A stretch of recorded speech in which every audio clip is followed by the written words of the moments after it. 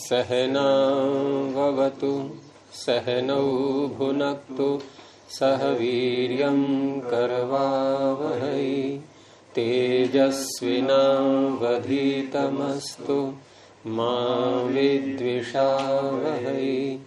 ओम शांति शांति शांति।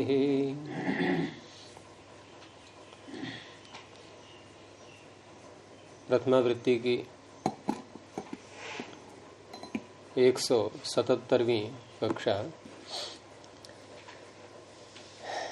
द्वितीय अध्याय का प्रथम पाद पूरा हो गया था।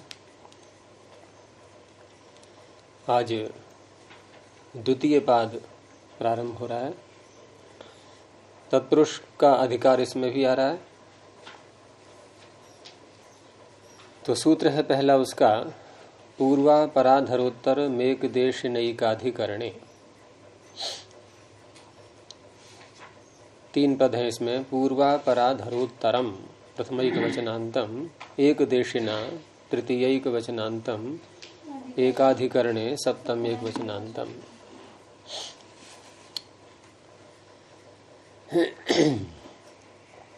इसमें एकाधिकरणे जो शब्द है, इसमें है तो सप्तमी, लेकिन ये तृतीया के अर्थ में ही इसको लेंगे।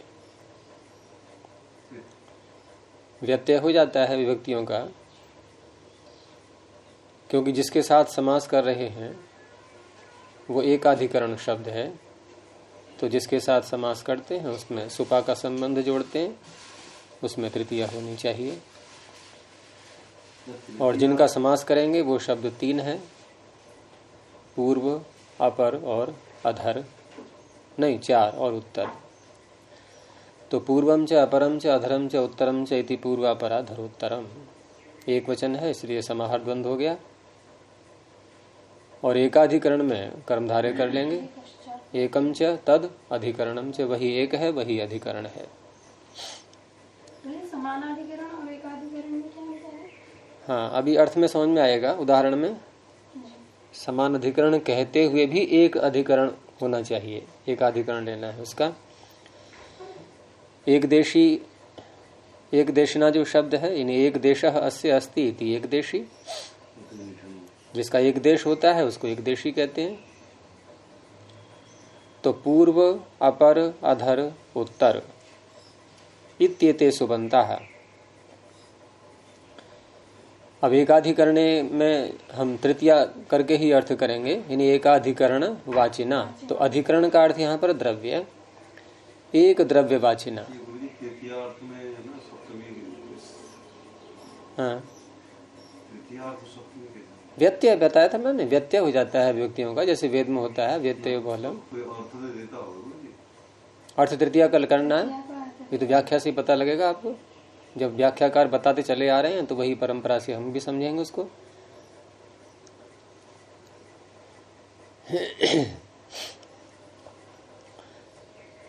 तो पूर्व, अपर, अधर, उत्तर इत्येते सुबंताः एक द्रव्यवाचिना, और उसी के साथ एक देशिना को जोड़ेंगे। एक द्रव्यवाचिना एक देशिना समर्थेन सुबंतेन सह विभाषा समस्यन्ते तत्पुरुषस्य समासो भवति। सूत्र आगे जो षष्ठी समास का आएगा उसका ये अपवाद है। हमें बोलना है शरीर का पूर्व भाग। तो शरीर का, यानी काय का पूर्व भाग, तो कायस्य पूर्वम। अब कायस्य पूर्वम कहेंगे तो षष्ठी सूत्र से षष्ठी समास होना चाहिए। और षष्ठी समास करेंगे तो षष्ठ्यंत की उपसर्जन संज्ञा होगी, वो पूर्व में आता। तो ये षष्ठी समास का ये अपवाद है। तो एक देशी यानी एक अवयव, एक देश माने अवयव, किसी वस्तु का अगर एक भाग लें हम तो उसका अवयव कहा जाएगा। तो एक देश जिसमें हो वो एक देशी कहलाता है, अर्थात समुदाय। एक देश हो गया अवयव, एक देशी हो गया समुदाय अर्थात अवयवी। और वो अवयवी एक द्रव्य होना चाहिए, ये एकाधिकरण शब्द बोल रहा है। जैसे शरीर, अब शरीर का एक अवयव एक देश, वो तो हो गया अवयव। पूरा शरीर हो गया अवयवी, लेकिन वो अवयवी एक है। अगर इसका हम विपरीत अर्थ लें तब समझ में आएगा। वैसे प्रतिधारण तो काशिका का विषय होता है, लेकिन कुछ सूत्र इसमें ऐसे आते हैं जिनके प्रतिधारण के बिना वो सूत्र समझ में नहीं आता। जैसे हमने किन्हीं का समूह लिया, जैसे छात्रों का समूह, तो छात्रों का समूह जब कहा जाएगा, समूह क्या है? ये पूरा एक अवयव, वो अवयवी, और एक छात्र उसमें हो गया अवयव उस समूह का। लेकिन अवयवी तो वहां कई हैं, एक नहीं है, एक अधिकरण, एक द्रव्य नहीं है वो। जैसे शरीर का अवयव और शरीर एक द्रव्य है, अवयवी है, लेकिन छात्र एक अवयव और छात्रों का समूह ये अनेक द्रव्य हो गए। तो छात्राणाम समूह, वहां हम छात्र समूह बोलते हैं। अब वहां पर मान लो वित्त बन जाएगा, लेकिन हमें एक छात्रों में से, छात्रों का जो समूह है उसका थोड़ा सा भाग लेना है, यानी कुछ छात्र। तो छात्राणाम पूर्व, जैसे यहां कहा कायस्य पूर्वम, तो छात्राणाम पूर्व यानी कि एक छात्र ले लिया हमने, कुछ भी छोड़ो, अर्थात छात्रों में से पहला छात्र, छात्राणाम पूर्व। छात्राणाम पूर्व, समूहों में से पूर्व दिशा, समूहों से पूर्व माने पहला, दिशा कहाँ पहुंच गए आप? छात्राणाम पूर्व, छात्रों में पहला। जैसे यहां कहा कायस्य पूर्वम, तो छात्राणाम पूर्व, छात्रों में से पहला।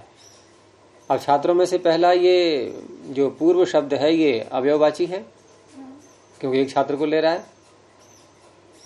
लेकिन जो पूरा समूह है इसमें अनेक द्रव्य हैं, अनेक छात्र हैं, वहां ये नहीं लगेगा, इसलिए एकाधिकरण कहा गया है। अधिकरण यानी कि द्रव्य एक होना चाहिए। वहां अनेक द्रव्य हैं, अनेक छात्र हैं, अलग अलग अलग अलग। तो छात्राणाम पूर्व में समास नहीं करेगा, ये काय से पूर्व में कर देगा, क्योंकि काय एक है। ऐसे ही सर्वत्र घटाएंगे। तो पूर्वम कायस्य, अब षष्ठी समास का अपवाद है, तो उससे क्या परिणाम निकला कि षष्ठी समास में काय शब्द उपसर्जन होता, यहां पूर्व शब्द उपसर्जन है, ये पहले आएगा। तो पूर्व कायः, पूर्वम कायस्य पूर्व कायः, अपर कायः, अधर कायः, उत्तर कायः। ऐसे ही नदी के साथ घटा लेंगे, नद्याः पूर्वम, नदी का पूर्व भाग, तो पूर्व नदी। जैसे उधर बोलते हैं अपना पूर्व उत्तर प्रदेश, उधर के जो कहलाते हैं ना, या पूर्व प्रदेश, तो प्रदेशस्य पूर्वम पूर्व प्रदेशः।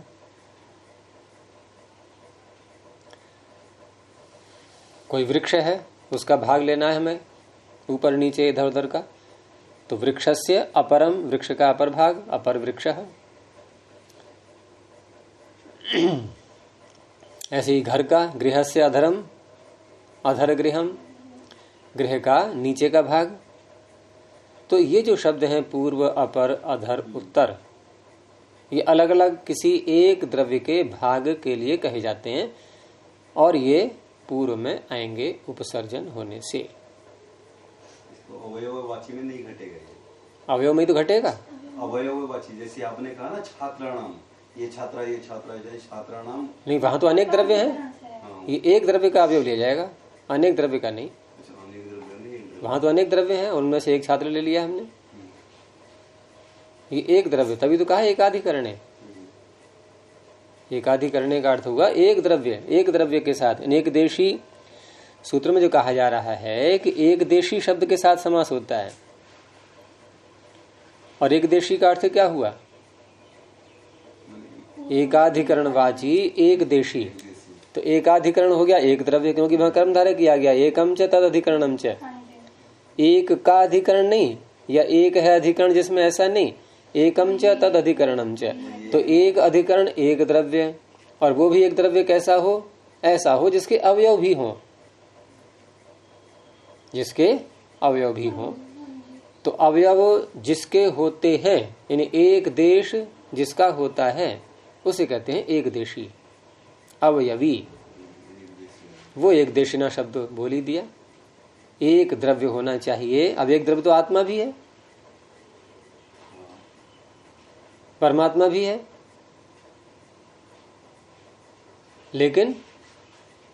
लेकिन वो एक देशी नहीं है।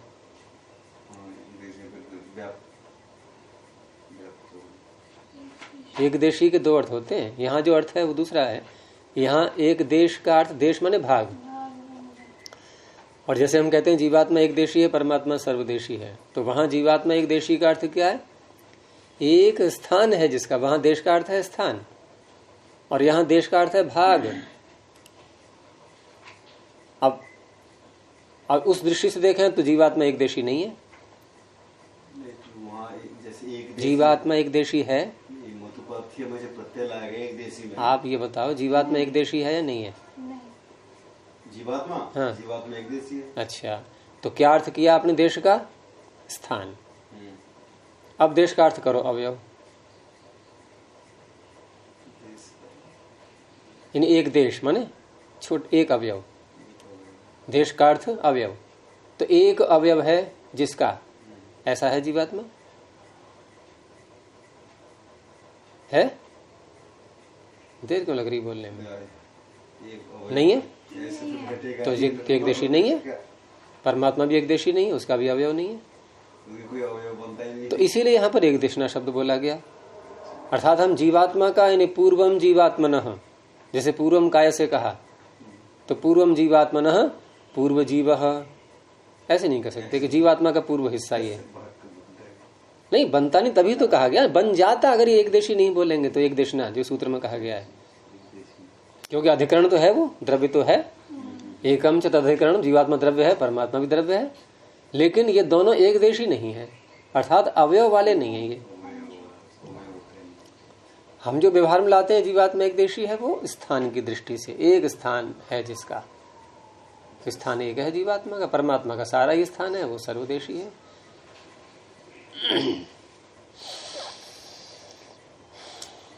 तो ये षष्ठी समास का अपवाद है। तो ये सूत्र, ये ध्यान रखते जाना है कि ये सूत्र क्यों बनाए जा रहे हैं, आवश्यकता क्या पड़ रही है। तो पूर्व निपात करना है इनका, पूर्व अपर अधर उत्तर का, इसलिए अलग से बनाया गया सूत्र, नहीं तो षष्ठी समास तो करीब हो ही जाता।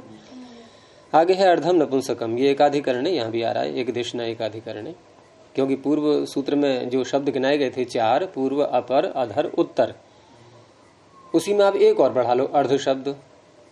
लेकिन अर्ध शब्द प्रश्न उठता है फिर इसी में क्यों नहीं बढ़ा दिया गया? पूर्वापराधरोत्तरार्धम एक देश एकाधिकरण बन जाता सूत्र, लेकिन उसमें नपुंसक वाची अर्ध शब्द को ही लेना है, नपुंसक लिंग वाला पुल्लिंग में भी आता है वो नहीं लेना है, इसलिए अलग से बनाना पड़ा है। अब अर्थ पूरा आप जो कहते हो कर लो ऊपर से जो लाते हुए, क्या नपुंसक लिंग का अलग दिखाने के लिए? हाँ, इसीलिए तो अर्धम प्रथमैक वचनांतम नपुंसकम प्रथमैक वचनांतम। तो अर्धम है नपुंसक लिंगे वर्तमानो यो अर्ध शब्द स एकाधिकरण वाचिना एक देशना सुबंतेन सह विभाषा समस्यते तत्पुरुषश्च समासो भवति। अब नपुंसक लिंग में ये अर्ध शब्द कहाँ आता है, ये प्रश्न है कि हम अर्ध का अर्थ लेते हैं आधा।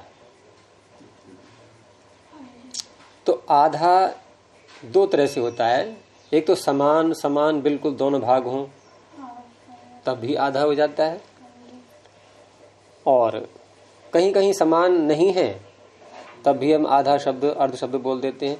तो समान अर्थ का जो वाचक अर्ध शब्द है ये नपुंसक लिंग में आता है। हाँ, समान दो भाग जो होते हैं, समान भाग किसी वस्तु कर दिए,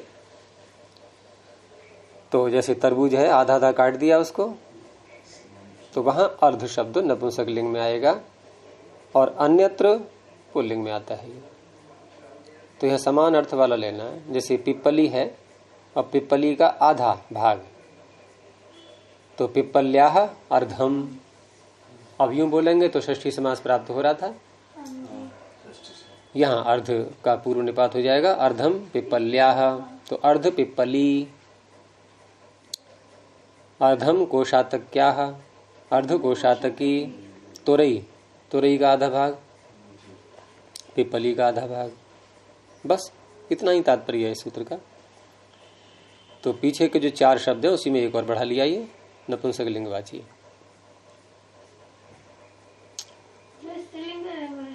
है। पिपली को हाँ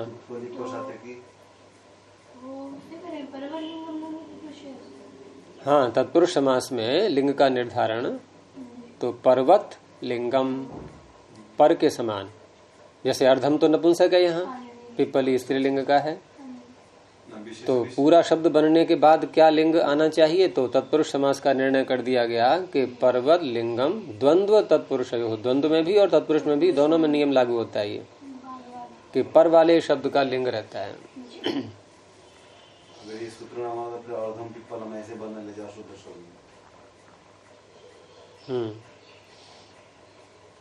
क्या कहा आपने? सूत्र न बनता तो क्या बनता? नहीं बन जाता क्या बोल दिया आपने? अगर ये सूत्र न होता तो बनता पिप्पल्यर्धम। ये सूत्र नहीं, लिंग निर्धारण वाला आपने कहा ना, द्वंद्व तत्पुरुष नहीं तो झगड़ा होता रहता फिर कि हम अर्ध का करें कि पिपली का करें। आप निर्णय कैसे करते हैं? आपने कैसे निर्णय कर लिया कि अर्ध का लिंग रहेगा कि अर्ध पिप्पलम? निर्णय कर कैसे लिया आपने, किस सूत्र से? मतलब ये है समस्या बनी रहती है ना, संघर्ष होता रहता। विशेष विशेषण भाव बन जाता नहीं। तो विशेष विशेषण तो आप जब अलग अलग प्रयोग करोगे तब अर्थ करोगे ना। ये आप अर्ध को अलग प्रयोग करोगे विभक्ति में, पिपली को अलग से लाओगे, तब ये विशेषण विशेष की बात आएगी। और यहाँ विशेषण विशेष है ही नहीं, यहाँ तो पिपली का आधा भाग ये अर्थ लेना है। यहाँ सारी पिपली को थोड़ी कह रहा है अर्ध शब्द, उसके आधे भाग को कह रहा है। तो ये 2 सूत्र अलग प्रकरण हो गया एक। अब आगे, और ये दोनों सूत्र षष्ठी समास के अपवाद के रूप में है। द्वितीय तृतीय चतुर्थ तुर्याण्यन्य तरस्याम, द्वितीय तृतीय चतुर्थ तुर्याणी, इसमें भी 4 शब्द हैं। प्रथमा बहुवचनांतम, अन्य तरस्याम अव्ययपदम। तो एक देशिना एक अधिकरणे, वो यहां भी आ रहा है। बस अंतर इतना है कि पीछे के जो दोनों सूत्र हैं ये, इसमें अन्य तरस्याम को नहीं कहा गया था, लेकिन महाविभाषा तो चल ही रहा है, चला आ रहा है वो। और महाविभाषा के रहते हुए भी जब कहीं किसी सूत्र में अन्य तरस्याम बोलते हैं तो वहां 3 बन जाते हैं फिर, क्योंकि 2 तो हो गई विभाषाएं और एक फिर अलग से हो गई। और जहां अन्य तरस्याम नहीं कहा है और महाविभाषा है, वहां 2 रूप बनेंगे। एक तो उसका जो हम निर्वचन करते हैं, उसका विभाग करते हैं, लौकिक विग्रह करते हैं, वो रहेगा। एक समास का पक्ष रहेगा। अब इसमें 3 पक्ष बन जाएंगे, एक विग्रह का पक्ष, एक इस सूत्र के द्वारा किया गया समास, और एक ये जिसका अपवाद है फिर उसका समास होगा। ये षष्ठी समास का अपवाद चल रहे हैं अभी, तो षष्ठी समास भी होगा। शुद्ध नहीं होगा ना, अर्ध पिप्पली ऐसा ही शुद्ध होगा, या वो भी नहीं, दोनों शुद्ध है। महाविभाषा चल रही है ना उसमें, तो विग्रह वाक्य भी शुद्ध है, समास भी शुद्ध है। नहीं, षष्ठी वाला जो समास है, हाँ, षष्ठी वाला समास वो नहीं होगा, अर्थात हम पिप्पल्यर्धम नहीं कह सकते, वो अशुद्ध हो जाएगा। अर्ध पिपली ही प्रयोग में आएगा। और फिर हम क्या प्रयोग करेंगे, तो मिलते हैं प्रयोग ऐसे, उनके आधार पर ये सूत्र बना दिया।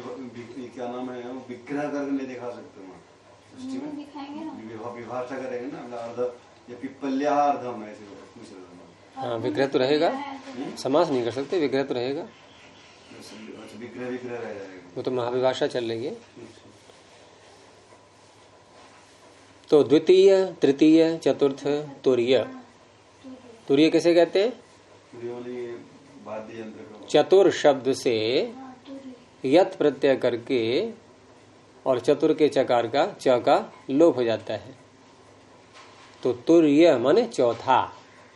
तुर्य मतलब ये गुरुजी, तुर्य मतलब वाद्य यंत्र के अवयव बनते हैं। तुर्य का अर्थ यहाँ पर चौथा, ठीक है। यानी कि द्वितीय तृतीय, चतुर्थ, जो चतुर्थ का अर्थ है वही तुर्य का अर्थ और है। ये तुर्य का मतलब क्या होता है? द्वंद्वस्य प्राणी तुर्य सेनांगानाम, वो अलग है। तो द्वितीय, तृतीय, चतुर्थ, तुर्य इत्येते सुबन्ताः एकाधिकरण वाचिना एक देशी सुबन्तेन सह विभाषा समस्यन्ते तत्पुरुषस्य समासो भवति। तो इस तरह से यहाँ दो विकल्प हो रहे हैं, महाविभाषा भी आ रहा है। अब भिक्षा कोई लेकर के आया और उस भिक्षा का दूसरा भाग, तो द्वितीयम भिक्षाया, दो भाग कर लिए, उसके पहला भाग किसी को दे दिया। अब दूसरे भाग के लिए कहा जा रहा है, यानी भिक्षाया द्वितीयम, तो द्वितीय भिक्षा ये भाग का नाम हो गया। यहाँ दूसरी भिक्षा नहीं, द्वितीय भिक्षा का अर्थ ये मत लेना कि द्वितीया भिक्षा इति द्वितीय भिक्षा कर्मधारय समास करके उसमें प्रयोग नहीं आएगा। कर्मधारय करेंगे तब भी तो बनेगा द्वितीय भिक्षा। द्वितीया च असौ भिक्षा च द्वितीय भिक्षा। दूसरी भिक्षा नहीं, एक बार लाए अब दोबारा फिर लेके आओ कि देखो पहली बार लाए तो ये रखिए, दोबारा लाए वो ये रखिए, वो द्वितीय भिक्षा अलग हो गया, स्वर में अंतर आ जाएगा। और यहाँ क्या है? भिक्षाया द्वितीयम, तो द्वितीय भिक्षा माने भिक्षा का जो दो भाग किए थे उसमें से दूसरा भाग है। अब षष्ठी समास करेंगे तो भिक्षाया द्वितीयम, भिक्षा द्वितीयम, तो तीन हो गए। एक तो विग्रह वाक्य द्वितीयम भिक्षाया, दूसरा द्वितीय भिक्षा, तीसरा भिक्षा द्वितीयम, ऐसे ही तृतीयम भिक्षाया, तृतीय भिक्षा, भिक्षा तृतीयम। षष्ठी में करा थे भिक्षा द्वितीयम, हाँ षष्ठी में बन गया। चतुर्थम भिक्षाया, चतुर्थ भिक्षा, भिक्षा चतुर्थम, ऐसे ही तुर्यम भिक्षाया, भिक्षा का अंतिम भाग, चार भाग किए थे, चार में तीन बट गए, चौथा रह गया अंतिम। तो अंत अर्थ न लेकर के चौथा शब्द ही बोलना चाहिए, तो भिक्षा का चौथा भाग। तो इस तरह से बन जाते हैं शब्द। तो ये भी षष्ठी समास का अपवाद हो गया। यानी सूत्र का महत्व पता लगना चाहिए कि अलग से क्यों बनाए जा रहे हैं ये। अब आगे देखिए कि प्राप्तापन्ने च द्वितीयया, प्राप्तापन्ने प्रथमाद्विवचनांतम च अव्यपदम द्वितीयया तृतीयैक वचनांतम। प्राप्त और आपन्न, प्राप्तश्च आपन्नम च निष्ठांत हैं दोनों। तो प्राप्त आपन्न इत्येतौ सुबन्तौ। अब द्वितीयया में तृतीया व्यक्ति है, तो द्वितीयांतेन सुबन्तेन सह विभाषा समस्येते तत्पुरुषस्य समासो भवति। अब द्वितीयया में तृतीया व्यक्ति करके स्पष्ट पता लग रहा है कि ये सूत्र द्वितीया तत्पुरुष का अपवाद है, क्योंकि वहां आया था द्वितीया श्रितातीत पतित गतात्यस्त प्राप्तापन्नैहि, प्राप्त आपन्न वहां आ चुके थे। और वहां जो प्राप्त आपन्न आए थे तो उनमें द्वितीया शब्द सूत्र में प्रथमांत था, उपसर्जन संज्ञा द्वितीयांत की होनी थी, और यहां प्राप्त आपन्न की होगी उपसर्जन संज्ञा, तो हो गया उसका अपवाद। तो इस तरह से यहां प्राप्तो जीविकाम, जीविका को जिसने प्राप्त कर लिया है, प्राप्तः जीविकाम, वैसे बनता जीविका प्राप्त, और यहां हो गया जीविका प्राप्त जीविकः। अब प्राप्तः जीविकाम, तो प्राप्त सु जीविका अम, जीविका द्वितीय रहेगा, प्राप्त सु जीविका अम, सारी प्रक्रिया करके प्राप्त जीविका। अब यहां पर ये जीविका जो शब्द है, वैसे तो सूत्र में प्राप्त आपन्न प्रथमांत है, ये प्रथमांत होने से प्रथमा निर्दिष्टम समास उपसर्जनम से उपसर्जन संज्ञा इनकी हो गई, और उपसर्जनम पूर्वम से पूर्व में भी आ गए। लेकिन जीविका शब्द ये भी क्या उपसर्जन है? ये तो नहीं होना चाहिए। क्योंकि प्रथमा निर्दिष्ट ही तो होता है उपसर्जन। अच्छा, तो प्रथमा निर्दिष्टम समास उपसर्जनम उपसर्जन संज्ञा करने वाला एक ही सूत्र है या और भी कोई सूत्र है? प्रातिपदिक संज्ञा करने के कितने सूत्र हैं? हैं? 2। उपसर्जन संज्ञा करने के कितने सूत्र हैं?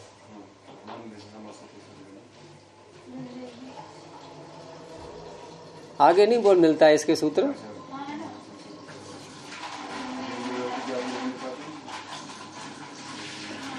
आपके संदेह में वाक्य निकलते हैं सारे। तो एक विभक्ति चा पूर्व निपाते, स्पष्ट बोला कीजिए जिससे औरों को भी लाभ होगा सुन करके। तो एक विभक्ति चा पूर्व निपाते, ये भी उपसर्जन संज्ञा कर रहा है। और क्यों, कब करता है ये उपसर्जन संज्ञा कब करता है? उससे पहले ये भी समझ लो कि ये उपसर्जन संज्ञा करते करते साथ में ये भी बता देता है कि मैं जो उपसर्जन संज्ञा कर रहा हूं, इस उपसर्जन संज्ञा को लेकर के आप उपसर्जनम पूर्वम के पास मत चले जाना। कहा है नहीं इसने, अपूर्व निपाते। पूर्व निपात वाले कार्य को छोड़कर और कार्य कर लेना कोई मेरे नाम से, उपसर्जन नाम से और कार्य कर लेना। कहीं दुरुपयोग मत करने लगना कि वहां पहुंच जाओ कि देखो हम संज्ञा करा लाए हैं अभी। इसलिए पूर्व निपात तो प्राप्त का ही होगा। तो जीविका भी उपसर्जन है। क्यों है ये? तो कहा एक विभक्ति। अब आप इसका विग्रह करते जाओ और जीविका को बदल के दिखाओ। जैसे प्राप्तः जीविकाम प्राप्त जीविका, कोई व्यक्ति है देवदत्त नाम का, जीविका को उसने प्राप्त कर लिया है। आप जीविका की विभक्ति बदल सकते हैं क्या? जैसे आप द्वितीया कर लो, प्राप्तम जीविकाम प्राप्त जीविकम, द्वितीया हो गई देवदत्त में ही। तृतीया प्राप्तेन जीविकाम, जिसने जीविका को प्राप्त कर लिया है उसके द्वारा। प्राप्ताय जीविकाम, जिसने जीविका को प्राप्त कर लिया है उसके लिए। सारी व्यक्तियां लगा के देख लो, लेकिन विग्रह वाक्य में जीविका द्वितीयांत ही रहेगा। उधर प्राप्तः प्राप्तम प्राप्तेन प्राप्ताय प्राप्तात प्राप्तस्य प्राप्ते सारे बन जाएंगे। और समास करने के बाद भी विभक्ति वही आनी है। इनके प्राप्त जीविकः प्राप्त जीविकम प्राप्त जीविकेन प्राप्त जीविकाय प्राप्त जीविकात ऐसे ही बनेंगे। लेकिन विग्रह मान लो आपने प्राप्त जीविकाय का भी किया तो क्या विग्रह करेंगे? प्राप्ताय जीविकाम, जीविका द्वितीयांत ही रहा तो एक विभक्ति हो गई। तो ऐसे जो एक विभक्ति वाले ही शब्द रहते हैं उनका भी नाम उपसर्जन होता है। अब लाभ क्या हुआ यहाँ पर? क्योंकि पूर्व निपात तो करना नहीं है ये नाम रख करके, तो दूसरा कार्य होता है उपसर्जन को ह्रस्व करना भी होता है। ह्रस्व नपुंसके प्रातिपदिकस्य के आगे है गो स्त्रियो उपसर्जनस्य। उपसर्जन शब्द यदि स्त्री प्रत्यांत होता है तो उसको भी ह्रस्व जाता है। गो स्त्रियो, स्त्री आ रहा है ऊपर से, इसी में गो स्त्री और ऊपर से क्या इसी सूत्र में ही। तो स्त्री प्रत्यांत उपसर्जन का ह्रस्व हो जाता है। तो जीविका स्त्री प्रत्यांत है, उसको ह्रस्व हो गया जीविक प्राप्त जीविकः, ये तात्पर्य। तो इसमें महाविभाषा चली रही थी और ऊपर से अन्यत्रस्याम की अनुवृत्ति भी ले ली। तो ये द्वितीय तत्पुरुष का जो अपवाद है ये, तो अपवाद वैकल्पिक होगा फिर ये। तो विग्रह वाक्य हो गया प्राप्तः जीविकाम, इस सूत्र से समास हो गया प्राप्त जीविकः, महाविभाषा से विग्रह वाक्य और ये समास। अन्यत्रस्याम कहने से द्वितीय समास भी जीविका प्राप्तः। नहीं तो अगर ये हम अन्यत्रस्याम न रखते यहाँ पर और महाविभाषा ही रखते तो महाविभाषा तो द्वितीय श्रुतातीत सूत्र में भी आ ही रही थी। तो ये प्राप्त आपन्न शब्द वहां भी पढ़े हुए हैं। तो अब क्या होता कि उधर पढ़े हैं प्राप्त आपन्न शब्द, वो द्वितीय तत्पुरुष समास करता अपना, और इधर ये पढ़े हैं प्राप्त आपन्न, तो ये क्या करते फिर? ये पूर्ण रूप से अपवाद बन जाते फिर उसके। और पूर्ण अपवाद बन जाते तो फिर पूर्व सूत्र में प्राप्तापन्न फिर किस काम में आते? वो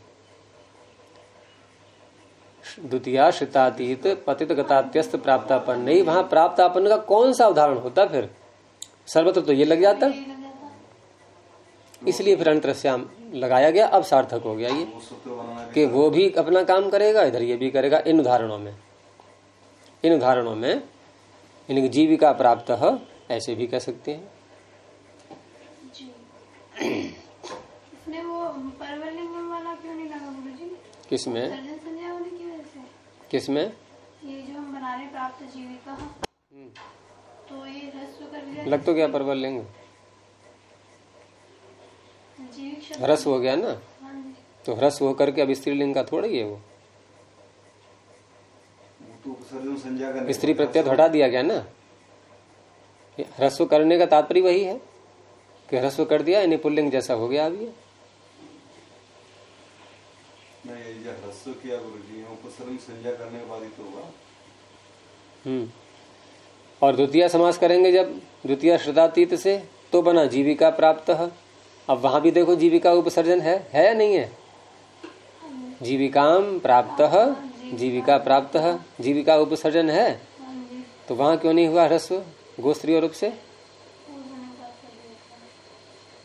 क्योंकि वहां जो उपसर्जन संज्ञा हुई है वो प्रथमा निर्दिष्टम सूत्र से हुई है, और उसका प्रयोजन होता है उपसर्जनम पूर्वम वाला, ह्रस्व करना नहीं।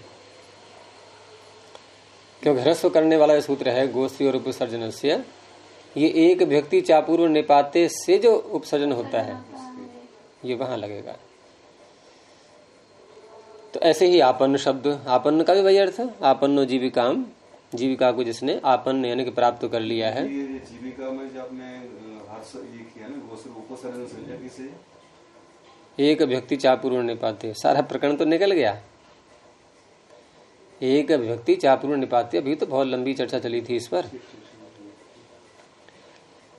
तो इसका भी समझ में आ गया प्रयोजन सूत्र का क्यों बनाया गया। ठीक है, अब आगे कालाह परिमाणिना, कालाह प्रथमा बहुवचनांतम परिमाणिना तृतीय एक वचनांतम।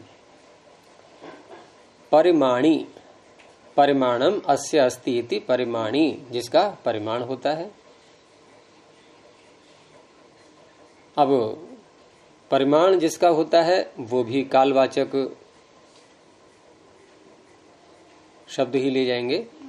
तो परिमाण वाचिनः काल शब्दाः परिमाण वाचिना सुबंतेन सह, यद्यपि परिमाणिना में तृतीया व्यक्ति आ रही है और काला में प्रथमा है, लेकिन परिमाण शब्द दोनों के साथ घटाएंगे, कालाह के साथ भी और इधर तृतीयांत रहेगा वहां भी। यानी काल शब्द भी परिमाणवाचक हो और जिसके साथ समास कर रहे हैं वो भी परिमाणवाचक हो, उसका भी परिमाण होना चाहिए।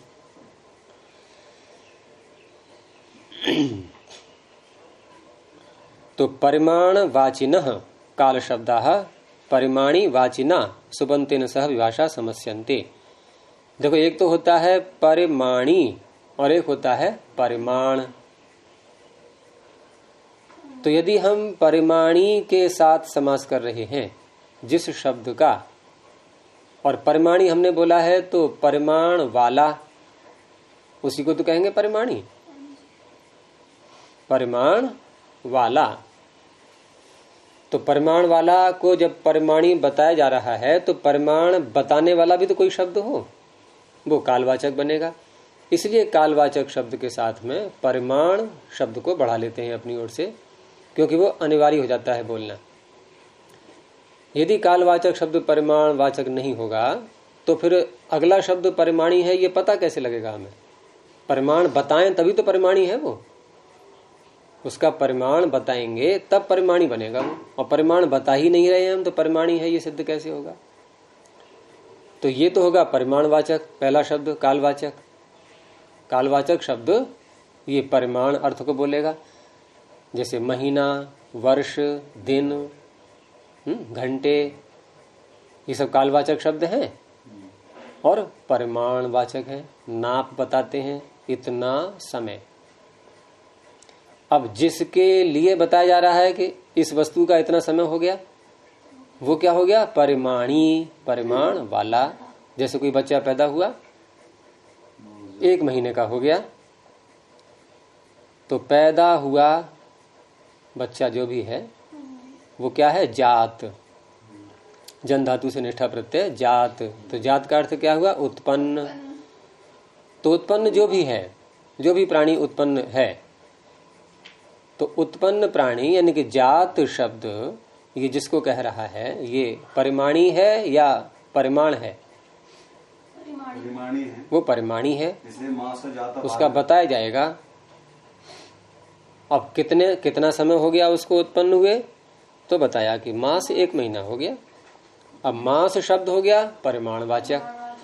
तो मासः जातस्य, उत्पन्न हुए का 1 महीना, ये बोलना है हमें। विशेषण के रूप में प्रयोग होगा। विशेषण कहाँ है? षष्ठी समास हो रहा है, षष्ठी व्यक्ति आ रही है। जाता बाल का इस प्रकार कह दिया नहीं, फिर विग्रह से पता लगाओ ना। विग्रह का क्या अर्थ है वही अर्थ करना। विग्रह का अर्थ करो पहले आप। मासः जातस्य, इसका अर्थ कीजिए। बोलिए ना, उत्पन्न हुए का, पूरा बोलिए जल्दी से। उत्पन्न हुए का, बस महीना नहीं बोल पा रहे हैं आप। 1 महीना। अब यही अर्थ वहां बोलो, मास जाता का। बच्चा अर्थ निकल रहा है? विग्रह से बच्चा अर्थ निकल रहा है क्या? तो फिर अर्थ क्यों बदल दिया आपने? जो विग्रह हम करते किस लिए हैं? परिमाणी ये दोनों के हम विग्रह करते किस लिए हैं? विग्रह करते हैं जो शब्द बना रहे हैं उसको खोलने के लिए। वही अर्थ लेना है विग्रह का। ये थोड़ी विग्रह का दूसरा अर्थ है उसका। तो विग्रह हुआ कहाँ उसका? फिर वो तो विग्रह हुआ ही नहीं। परिमाण और परिमाणी के कैसे घटाएंगे? तभी होगी। तो घट तो गया। परिमाण है मास, परिमाणी है जात। तो मासः जातस्य, मास जातः। तो मास जातः का अर्थ हो गया कि ये जो बच्चा है इसके उत्पन्न हुए 1 महीना हो गया। यानी महीना काल बताना प्रमुख है यहाँ पर। वो ठीक है कि अर्थ वो भी निकल रहा है कि हाँ ये बच्चा 1 महीने का हो गया, 1 महीने वाला बच्चा। लेकिन यहाँ बच्चे को बताना विपरीत नहीं है, उसके काल को बताना विपरीत है। ऐसे ही 1 साल का हो गया तो संवत्सर जाता है, यानी संवत्सरः जातस्य। 2 दिन हुए तो द्व्यः जातः, यानी द्वि और अहन इन दोनों का पहले समास करके और टच प्रत्यय करके अकारांत द्व्यः शब्द ये बन जाएगा। ऐसे त्रि और अहन इसका बन जाएगा त्र्यः। तो द्व्यः जातः, त्र्यः जातः।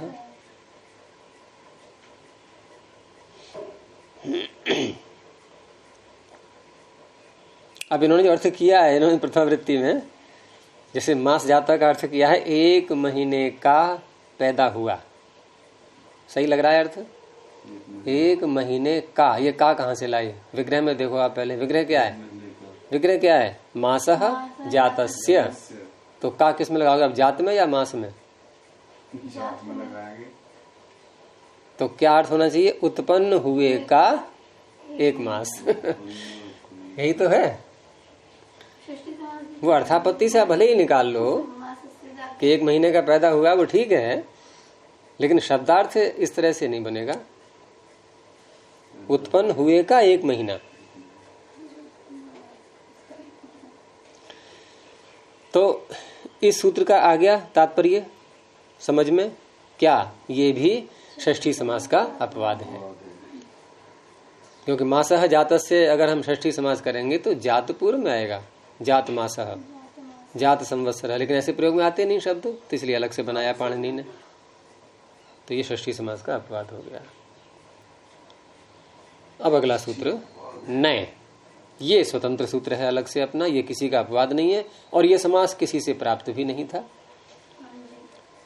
तो नए अव्ययपदम, नए इत्येतद अव्ययम। अब यहाँ सुप का अर्थ, सुप की अनुवृत्ति नहीं जोड़ते हैं अव्यय के साथ में, क्योंकि सुबंत आप रख कैसे पाओगे उसको? सुप लाते ही हट जाएगा, कुछ देर टिके तो कहना तो पड़ेगा। हाँ, तो सुप की अनुवृत्ति यहाँ नहीं लगाते जहाँ अव्यय होते हैं। अगर आप ये बोलेंगे कि नए इत्येतत् सुबंतम पदम, तो आपको सुबंत दिखाना पड़ेगा। सुबंत दिखाने के लिए आप नए के आगे सु प्रत्यय ही तो लाएंगे, और तो कोई ला नहीं सकते। चलिए ले आए सु प्रत्यय। कितनी देर तक रहेगा वो? अब हम अलौकिक विग्रह जब करते हैं तो क्या करते हैं कि नए सु ब्राह्मण सु, यही तो रखेंगे। तो वहां जो नए के आगे सु रखा है आपने, ये टिका कैसे है जबकि इसको मृत्युदंड हो चुका है? तो ये टिके तो तब ना जबकि कोई इसकी बाधा डालने वाला ना आए। तो उसको हटाने वाला अव्यय आप सुबह तैयार बैठा हुआ है, वो उसको टिकने देगा वहां, और नहीं टिकने देगा तो आप कैसे दिखाओगे कि नए सु ब्राह्मण सु, किसके आगे आप समास करेंगे? अरे समास करोगे तब तक तो सु उड़ चुका होगा वो, तो सुबंध है कहां वो?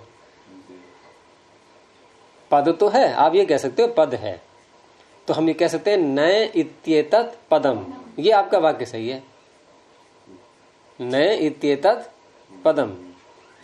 लेकिन आप नए इत्येतत् सुबंतम नहीं कह पाएंगे, क्योंकि सुबंत तो रह नहीं पाएगा वो।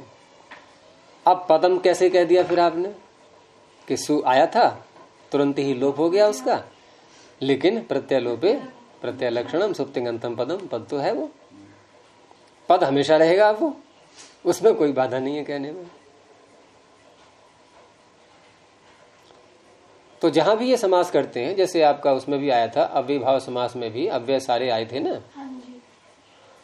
कि यथा सादृश्य यावत अवधारणे इत्यादि, तो वहां भी सुबंतम नहीं कहा जाता है, क्योंकि सुप उनके आगे रह नहीं पाते इसलिए।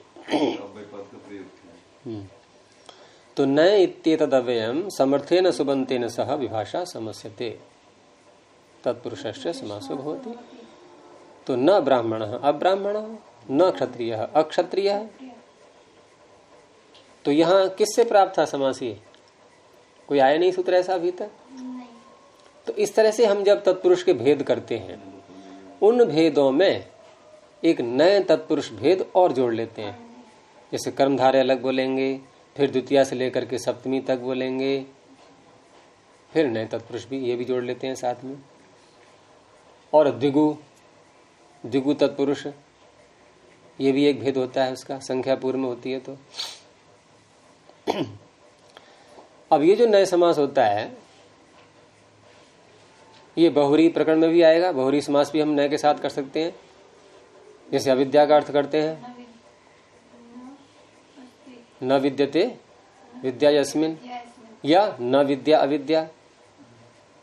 तो ये जो नए समास करते हैं, इसमें एक परिभाषा भी साथ में आती है फिर कि नए इव युक्तम अन्य सदृशाधिकरणे तथा ही अर्थ गति ही।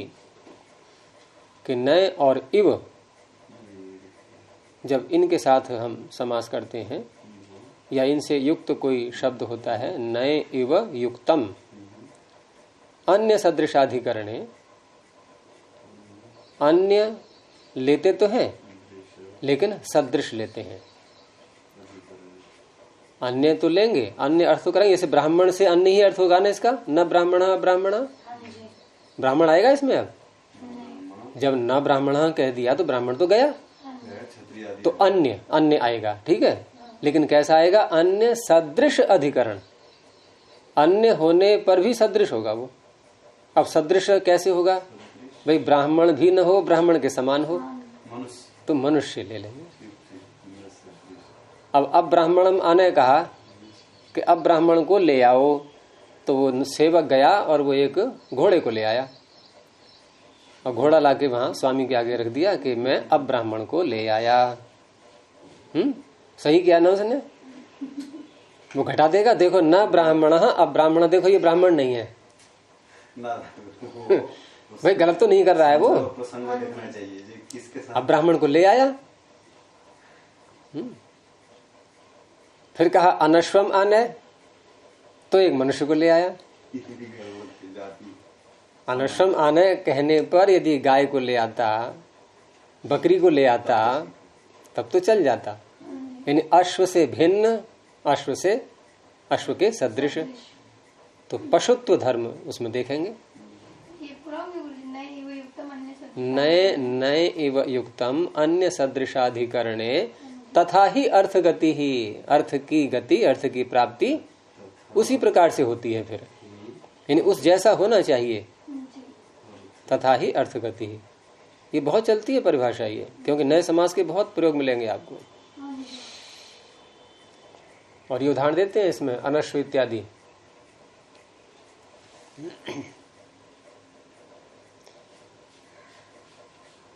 अब प्रसंग के अनुसार देखते हैं। अब यात्रा का मान लीजिए समय है, अब घोड़े से यात्रा रोज होती थी, अब घोड़ा उस दिन रहा नहीं, तो सेवक से कहा भाई घोड़ा तो है नहीं, अब तो अनश्व माने, अश्व नहीं है तो कुछ और ले आ। अब कुछ किसी मनुष्य को तो ले नहीं आएगा। अब वहां पर पशु वाली बात है तो चलो पशु यात्रा प्राय घोड़े से ही करते हैं, हाथी से भी तो करते हैं, हाथी ला सकता है। और हम कहें चलो हम वाहन के रूप में घोड़े को ले रहे हैं तो वाहन ला ले, तब भी कुछ चल जाएगा।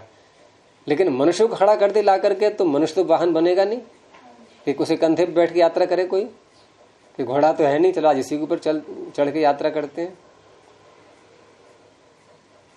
तो इस तरह से नए समास का अर्थ होता है। ये सब बातें आगे आएंगी, अभी तो खैर प्रथमावृत्ति चल रही है। तो ये सूत्र भी आ गया समझ में, इसका प्रयोजन ये स्वतंत्र है और ये किसी का अपवाद नहीं है, ये अलग से अपना कार्य कर रहा है जो कि और कोई सूत्र नहीं कर सकता था। ईषद अकृता, ईषद अव्ययपदम अकृता तृतीयक वचनांतम। ईषद किसे कहते हैं?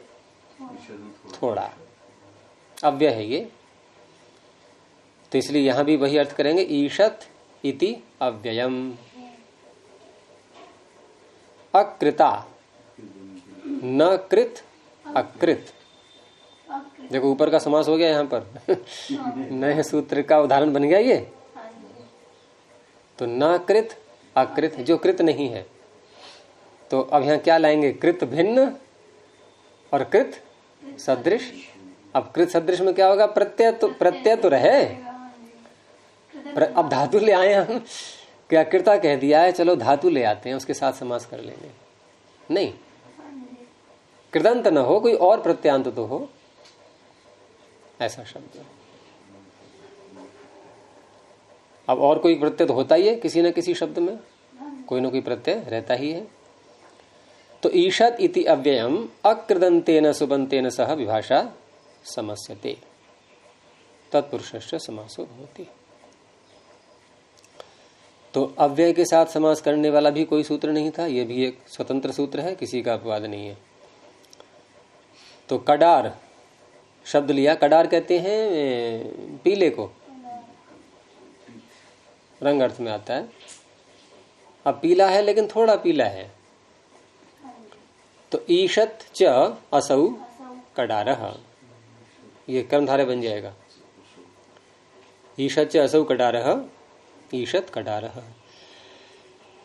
पिंगल भी उसी अर्थ में आता है, ईषत च असौ पिंगलः, ईषत पिंगलः, थोड़ा पीला। ईषत च असौ विकटः, विकट, विकट कहते हैं ना, ये बहुत विकट है, तो भयंकर अर्थ में या गलत सलत है, बिगड़ा हुआ है, तो ईषद विकटः। ऐसी अच्छा है तो उन्नत शब्द ले लिया, ईषद उन्नतः, थोड़ा उन्नत है। ईषद च असौ उन्नतः, ईषद उन्नतः।